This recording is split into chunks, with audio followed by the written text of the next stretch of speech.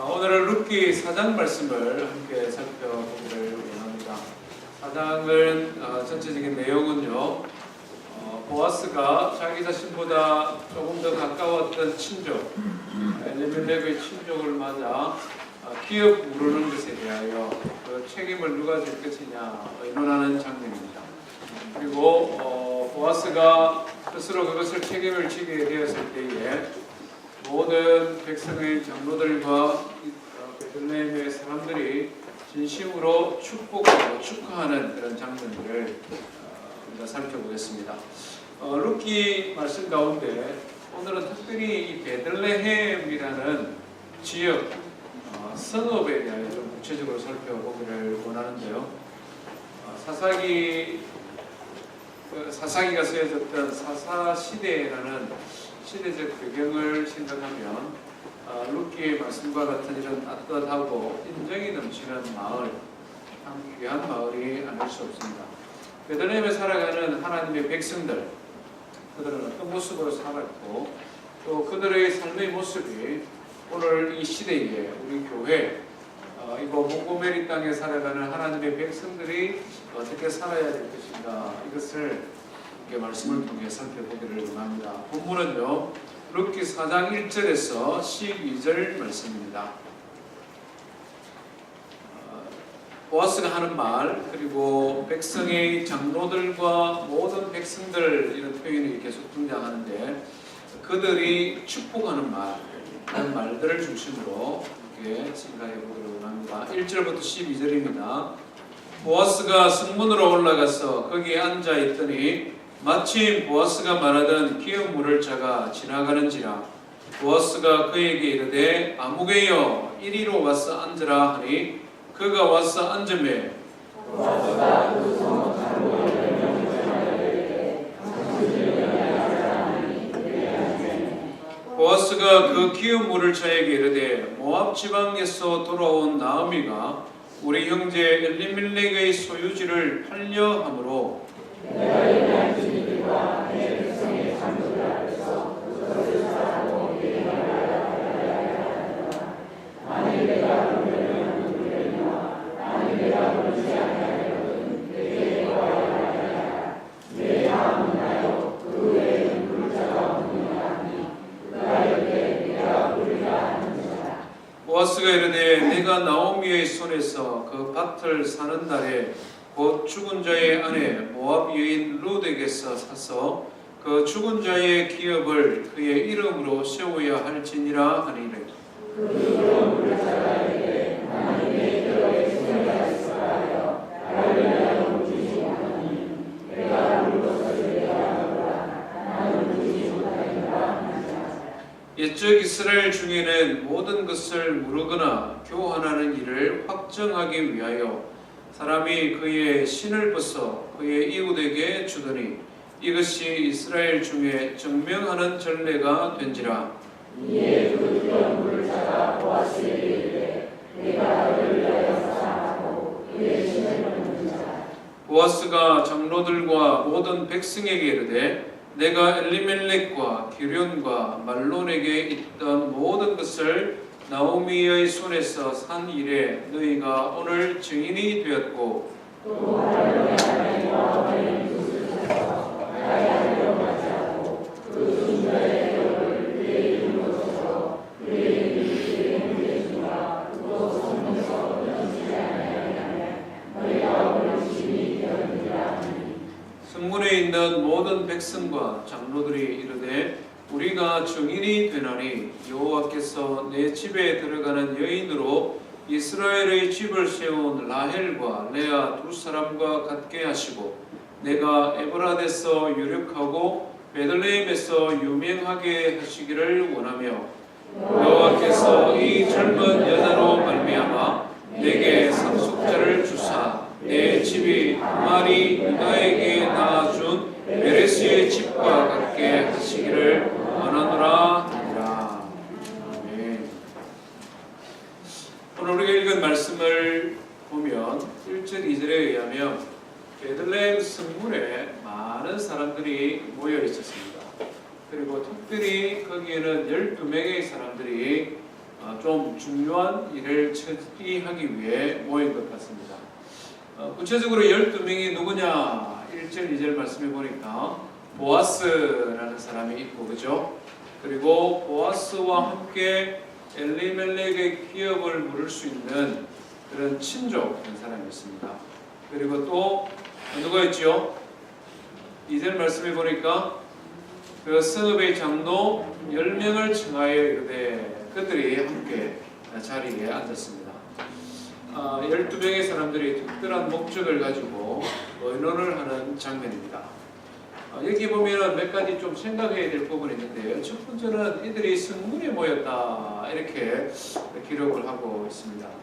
정확한 표현은 성문 안쪽 넓은 뜰 또는 성문 안쪽 광장 이렇게 표현하는 것이 맞을 것 같습니다. 일반적으로 도시국가나 또 이런 큰 도시에는 성문이 있었고 그 성문이 중요한 출입문이었습니다. 대적이나 이런 나쁜 무리들로부터 성을 보호하기 위해 저녁에는 문을 닫고 아침에는 문을 여는 곳, 그것이 성문입니다. 그곳에는 또 이렇게 안쪽에는 넓은 뜰이 있어서 백성의 중요한 일들을 의논하고 다루는 그런 공간입니다. 우리 미국 같으면은 조금 오래된 도시들 보면은 메인 스트리트라고 도시들마다 메인 스트리트이 있습니다. 메인 스트리트를 쭉 이렇게 타고 가다 보면 거기에 몇몇 성전들이 있고 시리홀, 시청이 있습니다. 지금은 굉장히 도시가 커졌지만 그래도 메인 스트리트와 시리홀을 보면은 옛날 이 도시가 이랬구나 하는 것을 짐작할 수가 있습니다. 그런 장소다 하는 것이죠.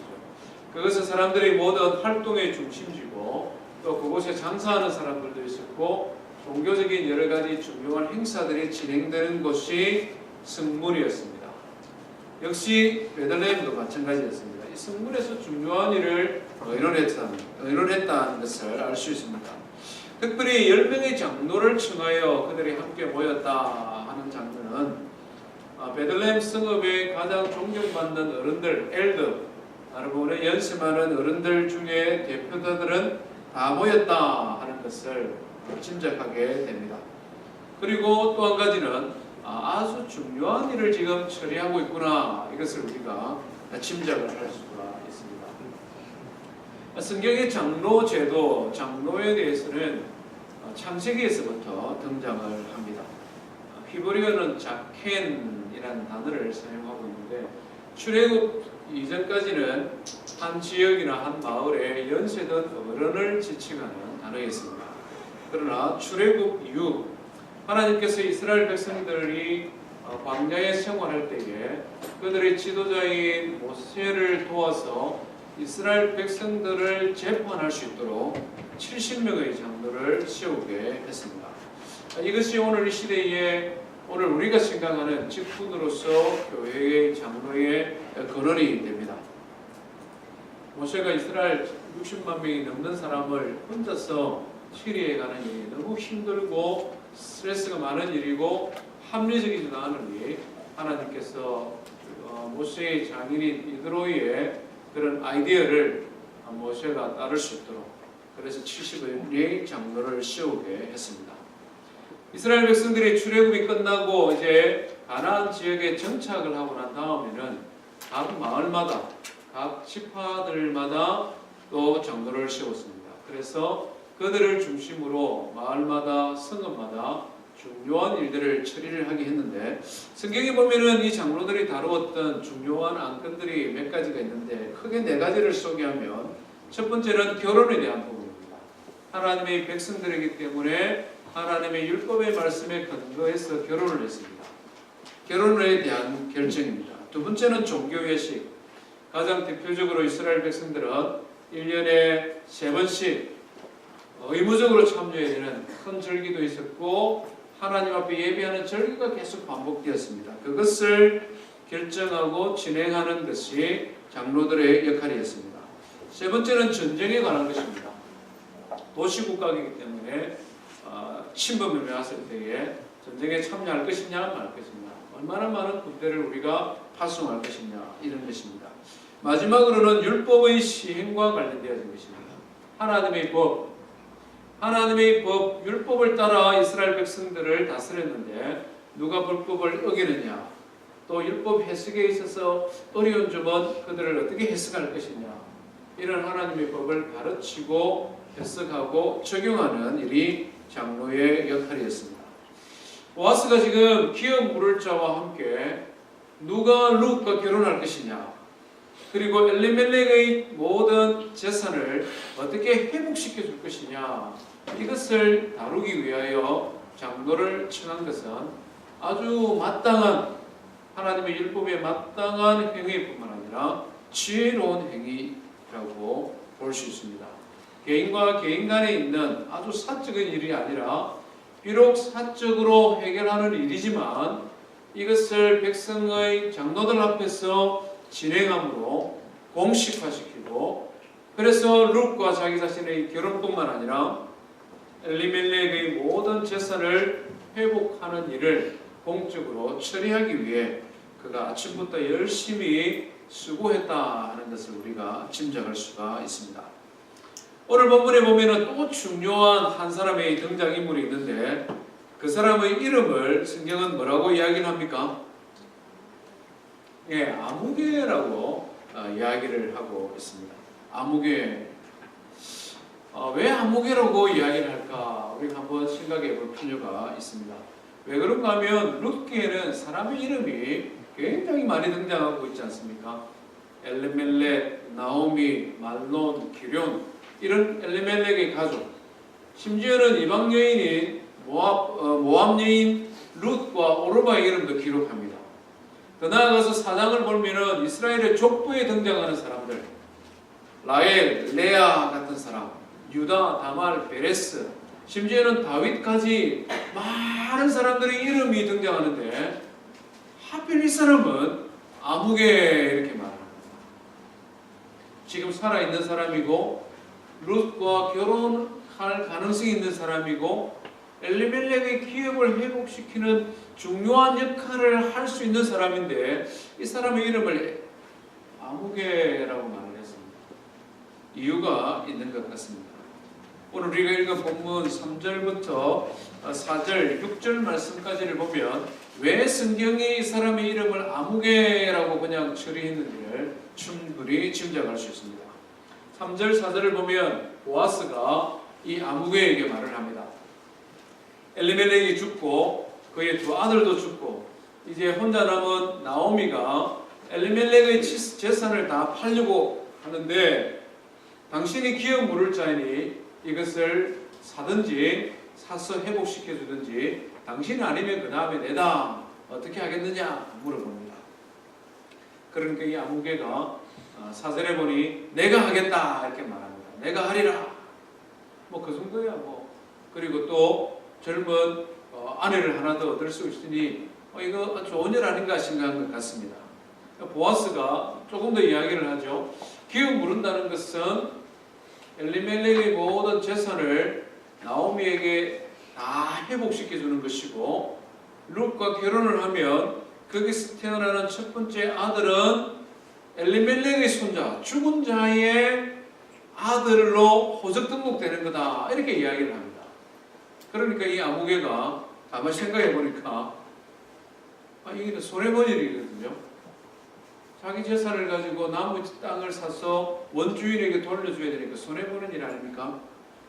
그래서 말하기를 나는 나의 일에 나의 재산에 손해가 될까 하여 포기하겠다 이렇게 말을 합니다. 내 기업에 손해가 될까 하여 기업을 물을 자의 책임을 물으지 못하겠노라. 우리는 이 대목에서 왜 성경이 이 사람의 이름을 밝히지 아니하고 아무개라고 말하는지 이유를 알게 됩니다. 그것은 이 친족이 기업 물을 자의 권리를 포기한 사람이기 때문에 그렇습니다. 이것은 단순히 자신의 권리를 그냥 포기하는 수준이 아니라 하나님의 율법의 말씀을 따라 동족 이스라엘의 한 집안, 한 가문을 일으켜 세울 수 있는 아주 명예롭고 영광스러운 기회를 포기한 사람이기 때문에 그렇습니다. 더 나아가서 신명기 25장 9절에서 10절 말씀을 보면 기업 물을 자의 책임을 포기한 사람에게 어떻게 행동을 했느냐. 그 집에 여인, 홀로 남겨진 여인이나 가족이 그 사람의 발에서 신발을 벗기고 그의 얼굴에 침을 뱉겠습니다. 말하자면 수치스러운 일을 했다는 것이죠. 하나님의 율법의 말씀에 따라 한 가문, 한 집안을 다시 일으켜 세우고 그래서 하나님의 공동체를 세워갈 수 있는 권리이자 의무를 포기한 사람, 그래서 부끄러운 사람, 그가 바로 아무개였습니다. 그래서 그 이름을 밝히지 않고 있다 하는 것입니다. 여기서 우리는 한 가지 좀 교훈을 얻었으면 좋겠습니다. 이 보아스와 아무개라는 사람의 삶입니다. 그들의 대조적인 삶과 그 삶의 결정이 어떤 결과를 가져왔느냐 하는 것입니다. 사실 보아스가 기업 물을 자의 책임을 다하느라고 엘리멜렉의 재산을 다시 자기 돈을 주고 사서 돌려주는 것은 굉장히 손해보는 일입니다. 굉장히 희생을 따르는 일이 아닐 수 없습니다. 심지어 거기에서 태어나는 아들을 죽은 자의 아들로 양자로 보내는 것은 더구나 이것은 억울한 일이 아닐 수 없습니다. 그러나 보아스는 그것을 결정했습니다. 그런데 그 결정의 결과가 뭡니까? 우리가 잘 아는 대로 현숙한 여인인 룻을 아내로 얻었습니다. 뿐만 아니라 모든 마을 사람, 백성들로부터 칭찬을 받았습니다. 뿐만 아니라 성경에 그의 이름이 자랑스럽게 기록이 되어집니다. 룻기의 주인공으로 기록되어질 뿐만 아니라 그가 다윗 왕족, 다윗 가문을 일으킨 사람으로 그의 이름이 기록이 됩니다. 뿐만 아니라 예수 그리스도, 온 인류의 구원자로 오신 예수 그리스도의 조상으로 그의 이름이 하늘나라 하나님 말씀 족보에 기록이 되는 것을 보게 됩니다. 희생이 따르는 결정이었지만 그 결과에 따르는 그 결정에 따르는 결과는 한 개인이 누릴 수 있는 삶의 축복 가운데서는 너무나 영광스러운 영적인, 물질적인, 육체적인 복을 보아스는 누렸다는 것입니다. 그런데 이 아무개는 어떻습니까? 아무개의 결정은 참으로 안타까운 그런 결정이 아닐 수 없습니다. 그는 보아스보다도 더 하나님의 축복에 가까이 있었던 사람이지 않습니까? 보아스보다 더 하나님의 축복을 받을 가능성이 많은 사람이었는데 그는 그것을 발로 차버렸습니다. 아무도 그를 기억해주는 사람이 없었습니다. 그의 이름은 마치 오르바처럼 성경에 잠깐 한번 등장했다가 사라져버린 그런 모압 여인처럼 그의 이름은 성경에서 자취를 감춰버렸습니다. 사실 지금 제가 이 아무개라는 사람을 비난하고 싶은 마음은 없습니다. 단지 안타깝다는 것이죠. 아마 그는 자신의 결정 때문에 경제적으로 손해를 보지 않았습니다. 어쩌면 자기의 아들 때 또 손주 때까지 잘 살았을지도 모릅니다. 그리고 자기 자신의 결정이 자식뿐만 아니라 자기 후손들을 위하여서도 너무나 중요하고 올바른 결정이었다라고 생각할 수 있습니다. 그는 굉장히 계산이 빠른 사람이고 현실적인 사람이었습니다. 오늘 이 시대에도 이런 사람들이 대우받는 시대 아닙니까? 사람들은 이렇게 살아라고 말을 합니다. 머리가 불쌍하게 현실적이고 계산이 빨라야 오늘 시대는 살아남는다고 이야기합니다. 어쩌면 우리도 역시 그런 삶을 동경하거나 나도 그렇게 살아야 돼 이런 마음을 가지고 살고 있는지도 모릅니다. 그런데 룻기가 주는 교훈은 너무나 분명한데 그것이 다가 아니라는 것입니다. 우리의 빠른 계산이 다가 아니다는 것입니다. 우리의 빠르고 현실적인 계산대로 우리 인생이 펼쳐지지 않는다는 것입니다. 역사의 주관자가 되신 하나님의 있음을 기억하라는 것입니다. 이미 망해져 버린 한 집안, 그 집안에 남겨진 나이 많은 늙은 여인 나오미, 멸시받는 모함 여인, 이들을 돌아보는 것은 실제적으로 아무런 유익이 없는 일입니다. 아무런 유익이 없어 보입니다. 그러나 그것이 하나님의 은혜를 실천하는 것이고, 그것이 이스라엘의 공동체를 세우는 것이고, 그것이 친족으로서 또 하나님의 백성으로서 하나님을 섬기는 하나님의 자녀로서 마땅한 본분이기에 묵묵하게 그 일을 하는 사람, 그렇게 살아가는 사람, 하나님께서는 그런 사람을 기뻐하시고 그런 사람을 축복하신다 하는 것입니다. 우리 역시 인생을 살아가면서 아무개처럼 살아갈 수 있음을 늘 경계했으면 좋겠습니다. 하나님께서 우리를 축복하기 위해 예비한 것들이 때로는 우리 눈에 잘 드러나지 않을 때가 있습니다. 감추어져 있는 것처럼 보일 때가 있다는 것입니다. 그래서 그냥 지나쳐버리기도 하고, 때로는 알지만 그것을 그냥 현실적인 이유 때문에 포기해버리기도 한다는 것입니다.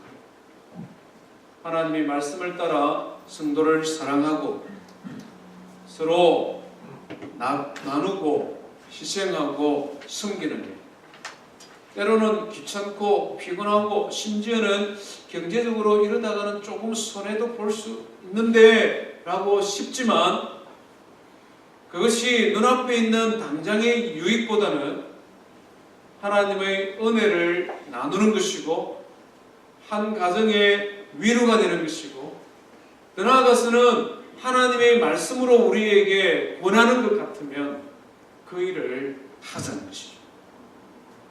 그렇게 결정하고 살아가자는 것입니다. 그것은 하나님의 살아계심을 인정하는 것이고, 그것은 하나님이 우리의 인생을 축복하는 것을 믿는 믿음에서 나오는 신앙적인 결단이요 삶이라는 것입니다. 저와 우리 모든 성도님들의 삶이 아무개와 같은 삶이 아니라 보아스와 같은 삶이 되어 하나님 주시는 은혜와 축복을 많이 누리기를 주의 이름으로 축원드립니다. 오늘 우리가 본문을 통하여 살펴보기를 원하는 두 번째 주제는 이 룻기의 배경이 되는 베들레헴이라는 지역입니다.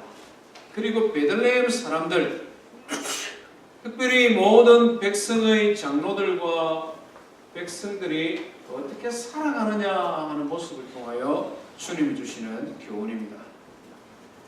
본문의 7절에서 10절 말씀까지는 보아스가 자기의 결심을 이제 증인들 앞에서 발표하는 것입니다.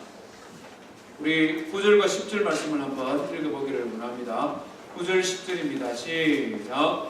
보아스가 장로들과 모든 백성에게 이르되 내가 엘리멜렉과 기럐과 말론에게 있던 모든 것을 나오미의 손에서 산 일에 너희가 오늘 증인이 되었고, 또 말론의 아내 모함 여인 룻을 사서 나의 아내로 맞이하고 그 죽은 자의 기업을 그의 이름으로 세워 그의 이름이 그의 형제 중과 그곳 성문에서 끊어지지 아니하게 하매 너희가 오늘 증인이 되었느니라 하니. 아멘. 이 가까운 친족 아무개 씨가 포기한 것을 내가 지금 하겠다 이렇게 서약하는 장면입니다. 그런데 여기 보면은 9절 말씀에 보면 뭐라고 말합니까? 엘리멜렉과 기럐과 말론에 있던 모든 것을 사겠다 이렇게 말합니다. 모든 것을 사겠다. 사실 하나님의 율법의 말씀에 보면 모든 것을 사라고 이야기를 하고 있지는 않거든요. 말하자면 나오미가 살 수 있을 만큼, 가난 궁핍을 모면하고 살 수 있을 만큼 조금만 사서 주면 됩니다. 그런데 지금 보아스는 거기에서 훨씬 멀리 나가는 것입니다. 엘리멜렉의 밭과 집 모든 것, 심지어는 그가 사용하던 뭐 그런 조그마한 농기구들 하나까지 다 자기가 사겠다. 그렇게 할 필요가 없는데 왜 그렇게 합니까? 이유는 너무나 간단하죠. 완전한 회복이다. 나오미의 집을 엘리멜렉이 가지고 있던 모든 것을 그대로 돌려줌으로 완전하고 온전한 회복을 내가 책임지겠다. 참 보아스는 예수님의 모형이 될 만합니다. 회복시켜도 돼. 구원하여도 돼. 그냥 안 죽을 만큼만 조금 이렇게 구원해주고 생생나는 것이 아니라 완전히 구원해줍니다. 완전히 회복해주는 것입니다. 더 나아가서 그가 뭐라고 말합니까? 말론의 아내 모압 여인 룻을 사서 나의 아내로 삼고 그 죽은 자의 기업이 이 성문에서 끊어지지 않게 나의 아내로 맞이하지만 거기에서 태어나는 아들은 나의 아들이 아니라 죽은 자의 아들로 입양시켰어. 그의 이름이 그의 가문이 이 성에서 전혀 도말되지 않도록 내가 끝까지 책임지겠다. 아무개가 포기한 것을 보아스는 기쁨으로 감당합니다. 말 그대로 책임지는 사랑이 무엇인지를 확실히 보여주고 있죠. 기본적인 아주 기본적인 것만 하는 것이 아니라 거기에서 더 나아갑니다. 그의 마음이 진실되고 그의 마음이 정말 선하고 의롭다는 것을 이 행위를 통하여 우리에게 가르쳐줍니다. 계속해서 11절에서 12절 말씀은 이와 같은 보아스의 약속에 대하여 모든 사람들과 백성의 장로들이 하는 고백입니다. 제가 한번 읽어보겠습니다. 11절 12절입니다. 성문에 있는 모든 백성과 장로들이 우리가 증인이 되나니 여호와께서 내 집에 들어가는 여인으로 이스라엘의 집을 세운 라헬과 레아 두 사람과 같게 하시고, 이 백성의 장로와 모든 사람들이 이 보아스의 약속의 말을 듣고는 축복을 하는데 세 가지를 축복합니다. 첫 번째는 뭐냐니까 내 집에 들어가는 여인이라고 했으니까 아내죠. 룻 아내니까.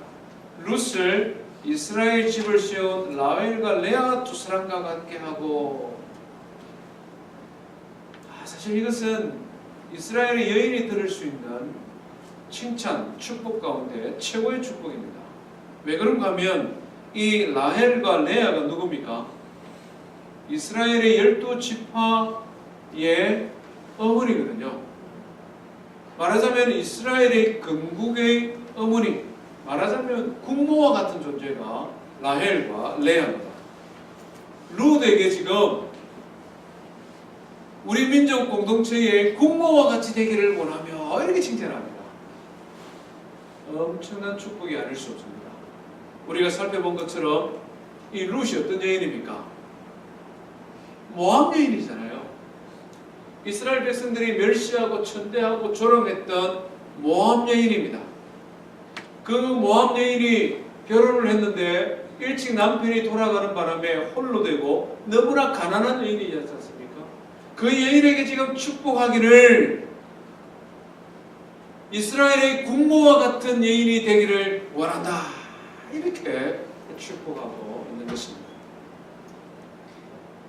늙은 시어머니를 공경하고 하나님을 믿는 믿음을 가지고 이스라엘 땅에 찾아온 모압 여인 룻을 한 가족으로, 한 민족으로 받아들일 뿐만 아니라 그를 축복하여 그들을 더욱더 번성시키는, 그래서 이스라엘의 집을 세우는 사람이 되기를 소망하는 마음을 담아 축복하고 있는 것입니다.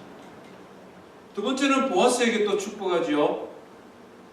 내가 에브라데서 유력하고 베들레헴에서 유명하게 하시기를 원하며.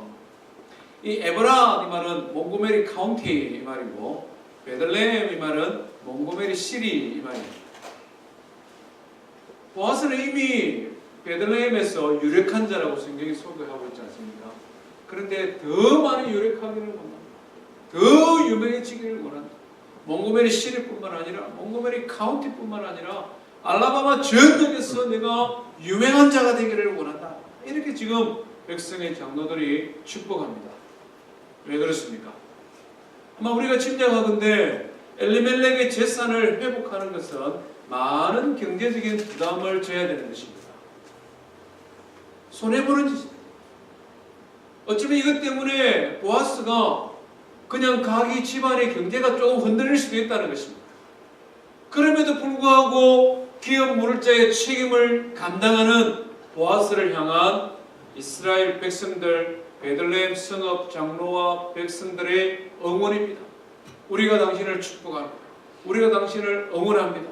당신이 비록 손해보는 일을 해서 당신의 비즈니스가 좀 어려워질지는 모르지만 우리가 한 마음으로 당신을 응원하니 당신은 더욱더 유력한 자가 되기를 소원합니다. 참 고마운 사람들이죠. 참 고맙고 따뜻한 사람들이 아닐 수 없습니다. 마지막으로는 룻이 자녀를 출산하도록 축복을 합니다. 12절 말씀 보니 여호와께서 이 젊은 여자로 말미암아 내게 상속자를 주사, 이렇게 말합니다. 상속자. 아마 보아스가 이미 결혼을 했는데 자녀가 없는, 아들이 없는 이런 상태인지, 아니면 여러 가지 이유로 말미암아 결혼을 못하고 나이가 많도록 혼자 된 노총각인지 정확하게는 알 수 없습니다. 분명한 것은 지금 현재 보아스에게 그가 비록 유력하고 나이가 많은 상태였으나 상속자가 없는 너무나 안타까운 형편에 있다는 것이죠. 그런데 지금 백성의 장로들이 뭐라고 축복합니까? 너에게 상속자가 태어날 것이다. 기론의 아들로 입양시키는 사람들뿐만 아니라 너에게 많은 후손이 있기를 원하노라. 말 그대로 하나님의 이름을 그대로 축복하고 있는 것입니다. 베들레헴 공동체의 특징, 한마디로 말하면 이들은 축복의 공동체입니다. 특별히 이들이 살아고 있었던 시대적 배경을 생각하면 베들레헴 사람들의 축복은 굉장히 놀랍습니다. 사사시대의 특징이 뭡니까? 사람들이 자기 속에 오른 대로 살던 시대 아닙니까? 하나님의 율법과는 무관하게 자기의 마음대로 생각하고 마음대로 말하고 마음대로 행동하던, 그래서 말 그대로 하나님의 은혜와 영광에 떠나버린 것 같은 사회가 이스라엘 사사시대의 모습입니다. 그런데 이 베들레헴 성읍의 사람들은 그렇지 않았다는 것이죠. 다른 사람의 삶에 관심을 가졌습니다. 특별히 하나님께서 율법을 통하여 말씀하셨던 것, 고아와 가부와 가난한 자들을 멸시하지 말고 그들을 돌아보라는 말씀에 귀를 기울일 줄 아는 사람들이 베들레헴 사람들이었습니다.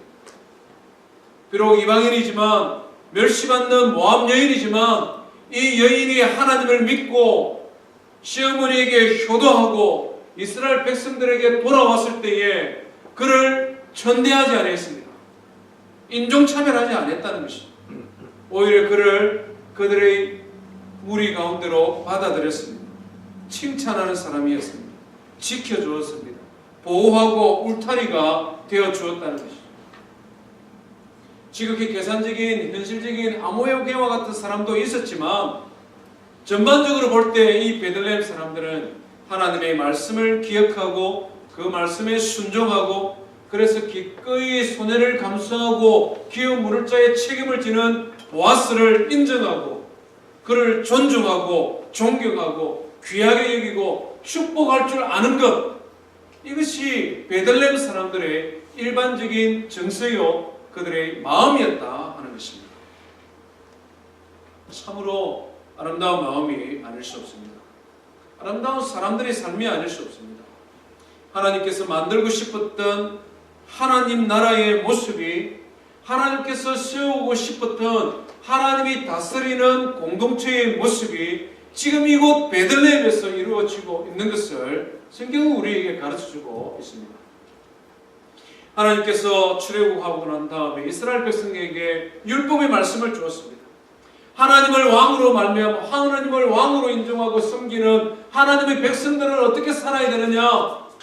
그 삶의 모습이 바로 베들레헴 성읍의 사람들이다 하는 것입니다. 하나님께서 많은 율법의 말씀 가운데 특별히 10개의 십계명을 주었는데 그 십계명의 말씀을 실천하는 사람들이 베들레헴 지역 사람들이었다 하는 것입니다.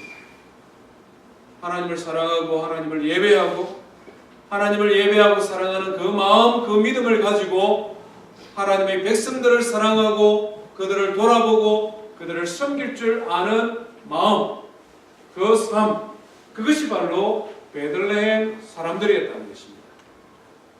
이것이 오늘 우리에게 주는 교훈이 무엇입니까?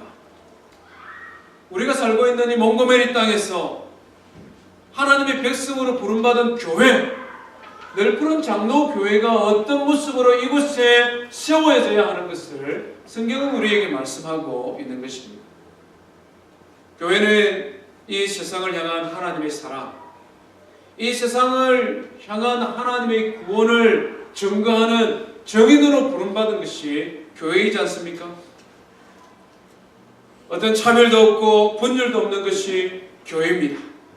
남녀간의 차별도, 가진 자와 가지지 못한 자도, 많이 배운 자와 많이 배우지 못한 자도, 인종적인 차별은 말할 것도 없고 하나님의 교회 공동체는 하나님의 사랑 안에서 한 형제요 자매로 부름받은 것이 교회라는 것입니다.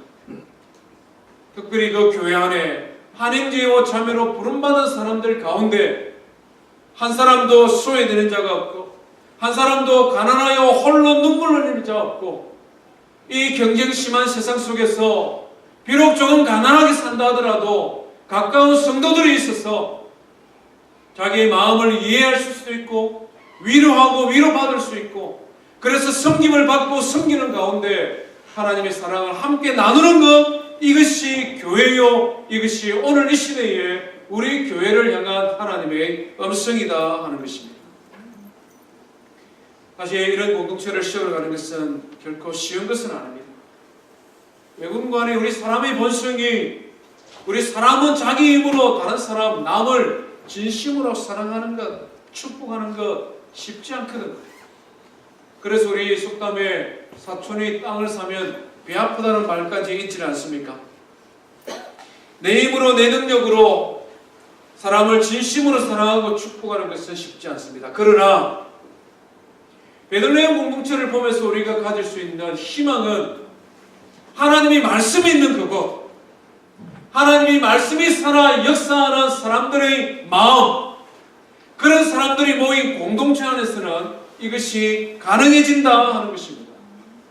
하나님의 말씀이 우리를 교훈하고 우리 안에 계시는 주의 성령이 우리에게 말씀할 때 순종하면, 그래서 하나님의 말씀을 따라 서로 사랑하고 섬기며 축복하는 삶을 순종하며 살아가면 아무리 세상이 사사시대의 이스라엘처럼 암흑과 같은 죄악된 세상이라 할지라도 하나님을 섬기는 하나님의 백성의 공동체, 예수 그리스도의 이름으로 모인 교회 공동체만은 세상과 구별되어지는 축복의 공동체가 될 수 있다 하는 것입니다.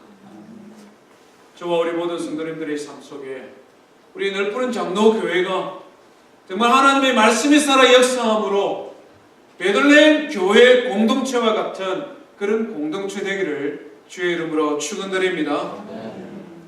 오늘 룻기 4장을 살펴보았습니다.